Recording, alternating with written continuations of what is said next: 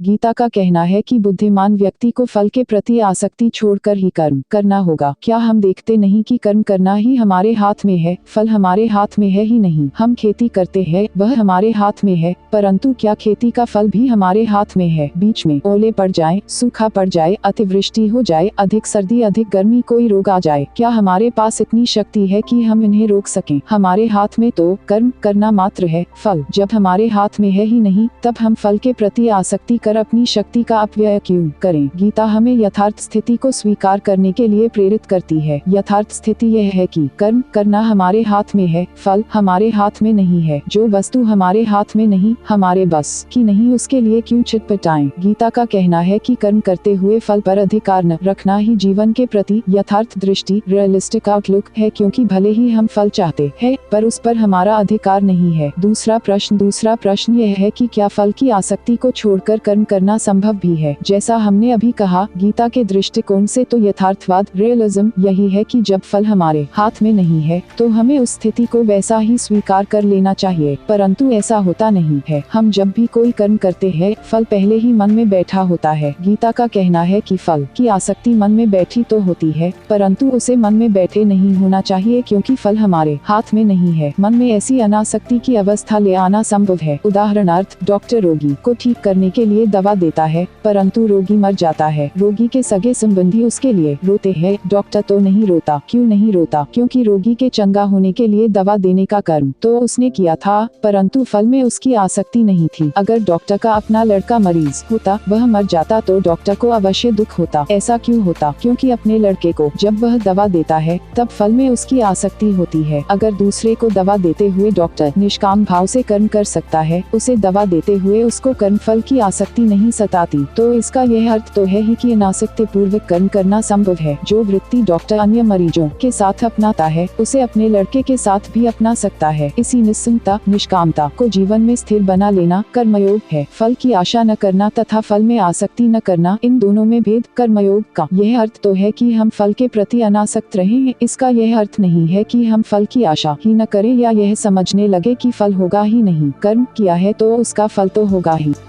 यह कैसे हो सकता है कि हम कर्म करें और फल की आशा न करें? यह तो कार्य कारण के नियम पर कुठाराघात होगा। कर्म करने के बाद फल की आशा तो करनी ही होगी, किंतु फल पर अधिकार नहीं करना होगा, उस पर आसक्ति नहीं रखनी होगी, उसके लिए मन में लगाव नहीं रखना होगा। जब मनुष्य कर्म फल पर अपना अधिकार समझने लगता है, यह समझता है कि मैंने कर्म किया तो मुझे फल अवश्य मिलना चाहिए, तभी सब झगड़े, जंजाल, संसार के दुख उठ खड़े होते हैं। जब वह कर्म फल को अपना अधिकार न समझकर जो कुछ फल मिलता है उसे भगवान के अर्पण कर देता है, कर्म फल में आसक्ति नहीं रखता, तब वह सुख दुख की चपेट से बाहर निकल जाता है। इस प्रकार असली कर्मयोग सिर्फ कर्म करने का नाम नहीं, अपितु अनासक्त होकर कर्म करने का नाम है। अनासक्त कर्म, निष्काम कर्म, फल आशा रहित कर्म, भगवदर्पण बुद्धि से किए गए कर्म, इन सब का एक ही अर्थ है। दूसरे अध्याय में कर्म की अपेक्षा बुद्धि की श्रेष्ठता प्रतिपादित कर समित्व बुद्धि से कर्म कर स्थित प्रज्ञ की भांति व्यवहार करने को कहा गया है, पर यह विवेचन नहीं किया गया है कि स्थित प्रज्ञ की स्थिति में कर्म करते रहना ही चाहिए। यही शंका अर्जुन ने यहाँ प्रश्न रूप में उपस्थित की है। अर्जुन ने कहा, हे जनार्दन, यदि तुम्हारा यही मत है कि कर्म की अपेक्षा साम्य बुद्धि ही श्रेष्ठ है, तो फिर क्यों मुझे युद्ध के स्फन्य कर कर्म में लगा रहे हो, युद्ध हेतु तत्पर कर रहे हो, देखने सुनने में संदिग्ध वाणी बोलकर मेरी बुद्धि को भ्रमित कर रहे हो। निश्चय पूर्वक मुझे यह बतलाओ कि मेरे लिए श्रेयस्कर क्या है। श्री कृष्ण भगवान ने कहा, हे निष्पाप अर्जुन, पहले अर्थात दूसरे अध्याय अनुसार ही मैं कह चुका हूँ कि इस संसार में दो प्रकार की निष्ठाएं हैं, ज्ञान योग सांख्यों की और कर्मयोग योगियों की।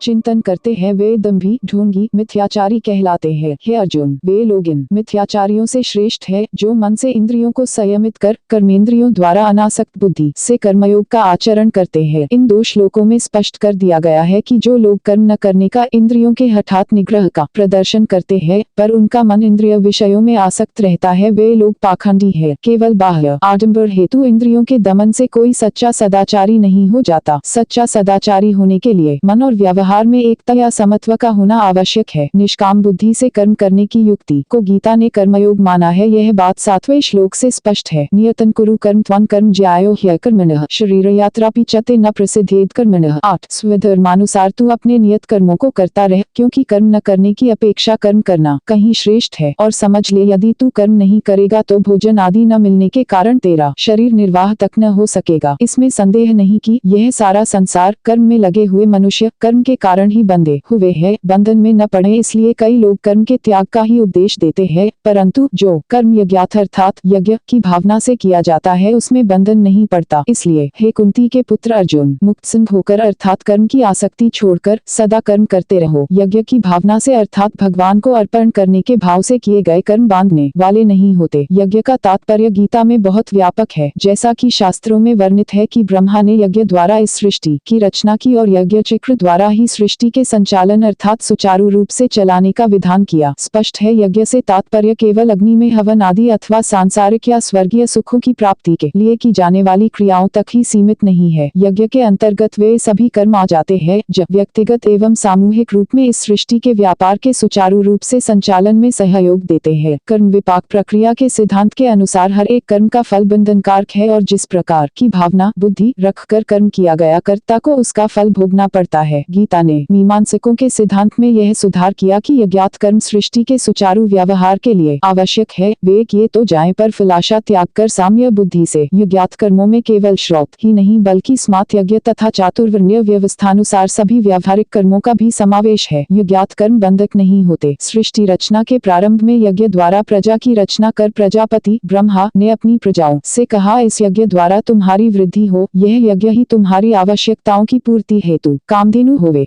श्री अरविंद के अनुसार वे सब कर्म यज्ञात कर्म है जो यज्ञ रूप भगवान को आहुति रूप में अर्पित किए जाते हैं। श्री अरविंद ने गीता के यज्ञ शब्द की बहुत मार्मिक व्याख्या की है। उनका कहना है कि गीता में यज्ञ का वर्णन 2 स्थानों में हुआ है, एक 3रे अध्याय में और दूसरा 4थे अध्याय में। ऊपर से देखने से मालूम पड़ता है कि यज्ञों के इस वर्णन में गीता उस समय के प्रचलित आनुषानिक यज्ञों की कर्मकांड की बात गहराई से देखने से ज्ञात होता है कि यज्ञ शब्द का गीता ने बहुत व्यापक दार्शनिक अर्थ में प्रयोग किया है रही है। परंतु दोनों स्थलों में यज्ञ के संबंध में गीता ने जिस भाषा का प्रयोग किया है उसमें इस विषय में कोई संदेह नहीं रह जाता कि इन स्थलों में जो यज्ञ संबंधी वर्णन है वह रूपकात्मक है और यज्ञ करने की शिक्षा द्वारा जिस यज्ञ को करने के लिए कहा गया है वह बाह्य यज्ञ नहीं आंतरिक यज्ञ है। प्राचीन वैदिक पद्धति में सदा हो 2 तरह का अर्थ रहा है, एक भौतिक दूसरा आध्यात्मिक, एक बाह्य दूसरा आभ्यंतर। गीता का संपूर्ण कर्म सिद्धांत उसकी यज्ञ संबंधित भावना पर अवलंबित है। सृष्टिकर्ता प्रजापति ने यज्ञ के साथ यज्ञ को सदा के लिए उनका साथी बनाकर रचा है। यज्ञ का यह विश्वव्यापक विधान इस बात का सुस्पष्ट चिन्ह है कि यह संसार ईश्वर का है और ईश्वर का ही उस पर दखल है और जीव उसी का अर्चना मंदिर है, किसी स्वतंत्र अहंकार की आत्मतुष्टि का साधन क्षेत्र नहीं। जीवन एक यज्ञ है जिसकी पूर्णता आत्मदान में होती है। यह आत्मदान ही निष्कामता है। अब प्रश्न यह है कि यह आत्मदान, यह व्यष्टि का अपने को विश्व की आत्मा के सम्मुख उत्सर्ग कर देना, यह आत्मसमर्पण क्यों नहीं होता? श्री अरविंद का कहना है कि यह आत्मसमर्पण इसलिए नहीं होता क्योंकि पुरुष अपने कर्मों का कर्ता अपने आप को ही जानता है और यह नहीं देख पाता कि जगत के सारे कर्म जिनमें उसके आंतर और बाह्य कर्म भी शामिल है उसके अपने कर्म नहीं, एक ही विश्व प्रकृति द्वारा होने वाले कर्म है और कुछ भी नहीं। इस तथ्य के अज्ञान के कारण ही जीव यज्ञ के विधान की, निष्कामता की, निर्ममता की उपेक्षा करता है और संसार में सब कुछ अपने लिए ही बटोरना चाहता है। कथा सुनने के लिए बहुत बहुत धन्यवाद। अगर यह कथा अच्छी लगे तो वीडियो को लाइक और शेयर करें। इस तरह की कथा सुनने के लिए चैनल को सब्सक्राइब जरूर करें। कमेंट में राधे राधे जय श्री कृष्णा जरूर लिखें।